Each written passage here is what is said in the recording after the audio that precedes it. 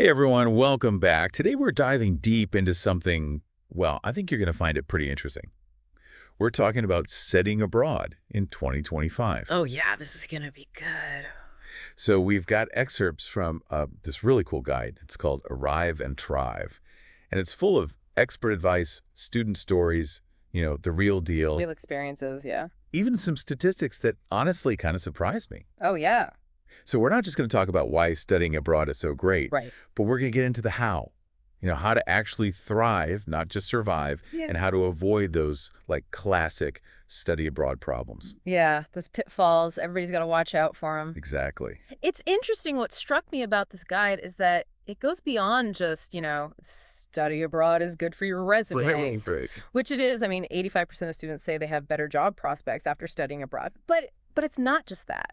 Yeah. The guide really emphasizes the personal growth. Like 70% of students come back feeling more independent, more confident. Like they can handle anything. Right? Exactly. Like imagine coming back not just with knowledge from your classes, Mm-hmm. but with the ability to navigate a new city, handle your finances, solve problems on the fly. Those are skills you just can't get from a textbook. No, you got to live it. You got to be out there. Absolutely. And speaking of out there, where are people headed these days? Well, the top destinations for 2025 are the USA, the UK, Canada, Australia, and Germany. Wow. So many choices. Yeah.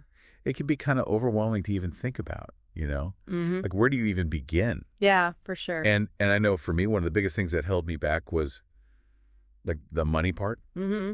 Finance is a big one. tuition, travel, living expenses. Mm-hmm. It's a lot. Yeah, you're not wrong. The guide does talk about finances, and it doesn't sugarcoat it.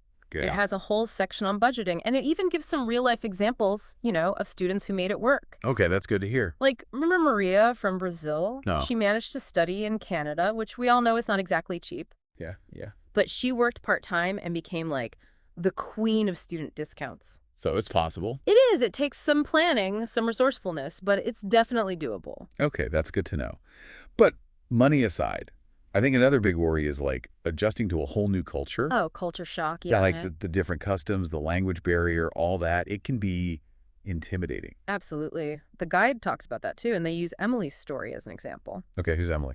Emily went to Japan, and at first she really struggled with the language. I can imagine. But instead of letting it get her down, she joined a language exchange program and really made an effort to immerse herself. So she like went out there and experienced the culture, didn't just, observe it from afar. Exactly. And that's what the guide emphasizes, that active engagement is key. That makes sense. So Emily kind of turned that challenge into an opportunity for growth, huh? Exactly. She came back not just speaking Japanese better, but also way more confident in herself. It's like facing that fear head on. Totally. And that brings us to another big one, the mental and emotional side of things. Right, being away from home, family, friends, it can be tough. Yeah, the guide acknowledges that too. They talk about Ahmed. He went to the US and got hit pretty hard by homesickness. But what's important is that the guide doesn't shy away from these feelings. They say it's normal to feel homesick, anxious, even a little lost sometimes, and that asking for help is not a weakness. It's a sign of strength, really. Exactly. Like in Ahmed's case, he reached out to his university's counseling services, and that made a huge difference for him. It sounds like Arrive and Thrive is really trying to prepare students for the whole experience, not just the good parts. Right. It's about being realistic, but also empowering.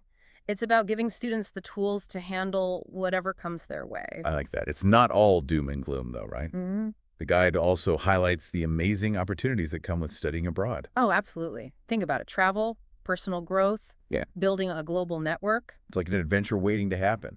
Exactly. And Arrive and Thrive encourages students to be proactive, to grab those opportunities with both hands. They share stories of students exploring ancient ruins, taking weekend trips to neighboring countries. Sounds amazing. Mm. I remember when I studied abroad, just hopping on a train and ending up in a new city was such a thrill. It's all part of the experience. And, the guide also talks about the career benefits, like how studying abroad can open doors you never even knew existed. Yeah, it's not just about the travel and the personal growth. It can have a real impact on your professional life, too. Absolutely. They have a whole section on career and professional development, and they use Sophie's story as an example. Sophie. Yeah, she did an internship in Australia during her study abroad program and ended up getting a full-time job offer there after graduation. Wow, that's incredible. So internships can actually lead to jobs abroad. That's amazing. It can happen. It's about being open to those opportunities, being willing to step outside your comfort zone. Okay, so let's bring it back to our listener who's just starting to think about studying abroad. What are some concrete steps they can take based on what we've learned from Arrive and Thrive? Well, first of all, if you're feeling overwhelmed by all the choices, Which I can imagine it's a lot. it is. The guide suggests starting by thinking about what you're interested in, what you want to study. Then you can narrow down your options based on things like cost of living, visa requirements, the cultural experience you're looking for. So it's not just about picking a place because it sounds cool. It's about finding a place that's a good fit for you. Exactly. And for those who are worried about the academic side of things, Yeah, the classes, the grading system, all that. right, the guide stresses the importance of understanding how things work at your potential host university. Look into their academic support resources too. Many universities have tutoring centers, writing workshops, study groups, specifically for international students. So there's help available if you need it, There is. And for those worried about feeling isolated or homesick, which is a valid concern. it is. The guide talks about joining student clubs and buddy programs as a way to connect with other students and combat those feelings. So building a community, finding your people. Exactly. Arrive and Thrive is really about empowering students to make the most of this incredible experience. I love that. Okay, before we go to the next part of our deep dive, I want to share a quote from the guide that really resonated with me. Professor Knight, who's an expert in international higher education, says, "Thriving abroad is about growing beyond academics. It's about building resilience, gaining global perspectives, and forging lifelong connections." That's a powerful statement. It really captures the essence of what makes studying abroad so transformative. It's about so much more than just hitting the books, right? Absolutely. It's about expanding your horizons, challenging yourself, and opening yourself up to a world of possibilities. Okay, we're back and ready to really dig into this Arrive and Thrive guide. Yeah, let's get into the details. We've talked about the big picture stuff, the benefits, the challenges, but now I want to know, how do you actually thrive abroad? What are the secrets? Well, one thing that really stood out to me was the section on cultural adaptation. Okay, yeah, culture shock is real. It is, and this guide goes beyond those surface level tips, like learn a few phrases, try the local food. Right, it's deeper than that. It's about understanding those deeper cultural nuances. Like, remember Emily's story from Japan? Yeah, she had trouble with the language at first. Right, but beyond the language program, she really sought out opportunities to immerse herself. She went to cultural events, joined student groups, even participated in community events. She really jumped in, huh? She did, and the guide emphasizes that those experiences, those moments of stepping outside your comfort zone, are what really accelerate cultural understanding. So it's not just about observing, it's about participating. Exactly. It's about turning those initial challenges into opportunities for growth. I like that. So it's not just about learning the language, it's about learning the culture, how to be in that culture. Precisely. And this theme of turning challenges into opportunities is woven throughout the guide, like in the section on academics. Oh yeah, academics, that's a big one. It is. And the guide acknowledges that navigating a new educational system can be tough. But they encourage students to embrace that challenge, to be flexible and resourceful. Didn't they talk about Raj, the engineering student from India? Yeah. Raj's story is so inspiring. He struggled at first with the self-directed learning style in Germany. Oh, that's got to be tough. It was, but instead of getting discouraged, he sought support from his instructors, joined study groups, really dove into those new academic expectations. He turned it around. He did. He even ended up publishing research articles. Wow, that's amazing. Eh. Okay, but let's be honest, academics are just one piece of the puzzle. Finances, that's another huge factor. You're absolutely right. And Arrive and Thrive doesn't sugarcoat the financial pressures. Good, because it's real. It is. But they emphasize that with careful planning and, again, that resourcefulness we were talking about. It's manageable. Like Maria's story, right? She made it work in Canada, which is not exactly a cheap place to live. Exactly. Marie is a great example of how to be proactive and resourceful when it comes to finances. She got a part-time job, became an expert in student discounts, even explored scholarship opportunities. So it's not impossible. Not at all. And what's cool is that she not only stayed afloat financially, but she also gained valuable work experience and budgeting skills. It's like turning that financial limitation into a personal growth opportunity. Exactly. It highlights that studying abroad is about developing a whole set of life skills, skills that will benefit you far beyond your time abroad. That's a great point. Okay, so we've talked about cultural adaptation, academics, finances. Hmm. But what about the mental and emotional side of things? We touched on this earlier with Ahmed and homesickness. Right, that's a crucial aspect. And Arrive and Thrive has a whole section dedicated to staying mentally healthy while abroad. Because it's a roller coaster, right? All those new experiences, being away from home, can be intense. Absolutely. And the guide emphasizes that those feelings, those ups and downs, are completely normal. It's important to acknowledge them, but not let them control your experience. So how do you deal with it? What does the guide recommend? Well, first of all, stay connected with your support system back home, your family, friends, mentors, those people who can offer a listening ear when you need it. Yeah, having that familiar connection can be so grounding. It can, but it's also important to build a new support network in your host country. Join clubs, attend social events, connect with other international students who are going through the same thing. Creating that sense of community, that's key. It is. And of course, self-care is essential. Get enough sleep, eat healthy, exercise, engage in activities that bring you joy. It's easy to forget about self-care when you're caught up in the excitement of everything. It is, but neglecting your basic needs can really take a toll. So true. And what about, like, professional help? Does the guide mention that? Yes, they encourage students to utilize the mental health resources that are available through their university. Many universities have counseling services, support groups, peer mentoring programs, specifically for international students. So there's help available if you need it. Absolutely. And it's important to remember that asking for help is not a sign of weakness.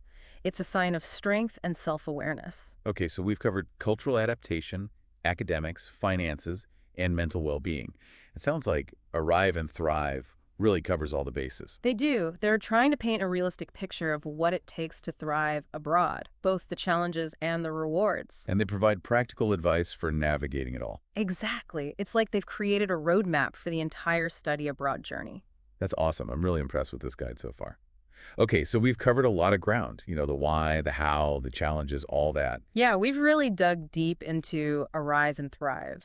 But let's talk about, like, the actual steps. You know, how do you go from dreaming about studying abroad to actually making it happen? Well, Arrive and Thrive breaks it down into 7, really clear steps. Okay, 7 steps. That makes it seem more manageable. Yeah, it's like a roadmap for turning those study abroad dreams into reality. All right, I'm ready. What's step 1? Research, which might seem obvious, but Yeah, you gotta know where you're going. exactly. But it's more than just looking at pretty pictures on Instagram. Right. The guide emphasizes really diving deep into your chosen destination, like understanding the education system, the cultural norms, visa requirements, even everyday things like transportation and customs. Okay, so it's about, like, getting a real feel for the place. Exactly. They recommend checking out official university websites, government resources, and even student forums for firsthand accounts. Well, that's a good idea. Like, what's it really like to live there as a student? Exactly. But won't too much research, like, ruin the surprise? Mm. Part of the fun is discovering things for yourself, Yeah, right? I get that. The guide addresses that, actually. It's not about eliminating surprises altogether, but it's about, minimizing those that could cause unnecessary stress or anxiety. So you're prepared for the unexpected, in a way. Right. It's about empowering yourself with knowledge so you can navigate those unexpected moments with confidence. Okay, that makes sense. So research is step 1. What's next? Step 2 is all about paperwork. Oh, paperwork. Yeah, it's not the most glamorous part, but it's crucial. Passports, visas, acceptance letters, financial documents, medical records, insurance information. Yeah, the list goes on and on. It does. Right. But Arrive and Thrive stresses the importance of being proactive and organized. Double check everything, expiration dates, required documents, deadlines, and have both physical and digital copies. Don't want to be scrambling at the last minute. Nope. And speaking of preparation, step 3 is getting a head start on those academic expectations. Oh, yeah, because even if you're a good student at home, things might be different abroad. Exactly. Grading systems, teaching styles, classroom etiquette, it can all vary widely. The guide recommends attending pre-departure orientations, connecting with academic advisors at your host university, and even reaching out to current or former study abroad students. So it's like a mini crash course in how things work academically. It is, and that leads us to step 4, building your support network. Because even with all the research and preparation, being in a new place can feel lonely. It can. So the guide emphasizes connecting with both international and local students, join clubs, participate in campus activities, maybe even look into mentorship programs that connect new students with more experienced ones. Finding your people, basically. Yeah, creating that sense of community. It can make all the difference when you're feeling homesick or overwhelmed. Okay, step 4, check. What's next? Step 5 is managing your money wisely. Ah, yes, the financial side of things. It's important. We talked about budgeting, but Arrive and Thrive goes further, encouraging students to really understand the financial landscape of their host country, like banking systems, currency exchange rates, even tipping customs. Yeah, those things can be different everywhere you go. They can. So they recommend setting up a local bank account, familiarizing yourself with the local currency, and even researching tipping etiquette. So it's not just about having enough money, it's about knowing how to use it. Exactly. Minimize that financial stress so you can focus on the good stuff. Okay, makes sense. What's step 6? Embracing cultural differences. This one's huge. Because it's easy to forget, you're not just going on vacation, you're living in a whole new culture. Exactly. Different customs, traditions, ways of life. The guide encourages a mindset of curiosity and open-mindedness. Do your research, attend cultural events, connect with locals who can offer insights. So be a sponge, soak it all up. Exactly. Be a respectful visitor, engage with the culture. Don't just observe it from a distance. Love that. Okay, last step. What's number 7? Prioritize health and well-being. This one's easy to overlook, but Yeah, but it's so important. it is. The guide emphasizes maintaining a healthy lifestyle, balanced diet, enough sleep, regular exercise. Take care of yourself, basically. No. They also recommend familiarizing yourself with the healthcare system, making sure you have health insurance, even packing a basic first aid kit. Practical stuff. It is. And for the mental and emotional side, they encourage practicing stress management techniques, staying connected with your support system, and utilizing mental health resources if needed. So it's a holistic approach to well-being. Exactly. Mind, body, and spirit. I love that. Okay. Okay, so those are the 7 steps. Research, paperwork, academics, support network, finances, cultural differences, and well-being. That's it. And what's great is that they're presented not as a rigid checklist, but as a framework you can adapt to your own needs. So it's about finding what works for you. Exactly. And that's what I love about Arrive and Thrive. It's not just about giving you information. It's about empowering you to create your own amazing study abroad experience. I'm so glad we did this deep dive. I feel like I've learned so much from Arrive and Thrive. It's really an incredible resource for anyone even thinking about studying abroad. Absolutely. It covers everything from the big picture stuff to those nitty-gritty details, and it does it in a way that's both informative and inspiring. And I think the biggest takeaway is that studying abroad is not just about academics. It's about personal growth, cultural immersion, and creating memories that will last a lifetime. It's about broadening your horizons, stepping outside your comfort zone, and embracing the incredible tapestry of experiences that the world has to offer. Couldn't have said it better myself. So, to our listeners, if you're feeling even a little bit inspired to embark on your own study abroad adventure, take that first step. The world is waiting, and who knows what amazing discoveries await you out there.